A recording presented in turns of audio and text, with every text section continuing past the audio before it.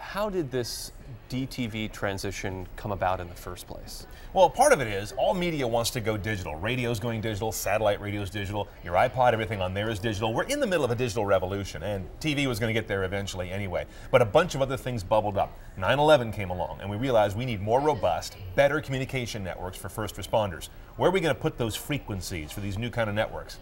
Here's an idea, the old analog television space. Also, some new services for wireless. There are some new ways to get television on your cell phone that also needed some airwaves, and needed some space, and that was also one of the places they said, we can carve out analog TV, move it, change it, and make room for new services. So a lot of things that were innovative as well as responding to 9/11 have created this push to go digital on television. And that push started, that push to go digital started years ago, but the February date got changed because it seemed like so many people weren't ready. I mean, was that an accurate picture? I mean, were so many people not ready back in February that it was worth this delay?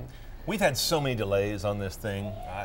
It's become a joke in the technical world. Is when are we going to pull the trigger on it? I almost can't believe we're actually doing it now. I'm almost waiting to see one other shoe drop. But it took a lot of delays because there were concerns that we're moving the American public too fast.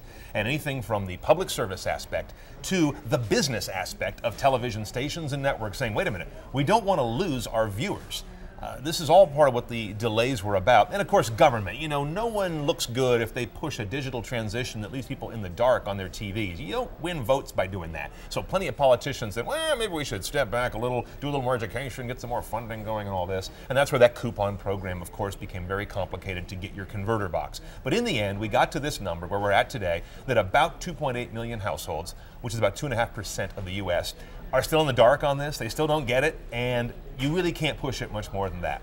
Those households may take forever to come along, or you can just make the switch and they'll get it overnight. Their TV's going to go dark. But it's luckily a simple fix. These converter boxes are inexpensive. They're drop dead simple. They work easily.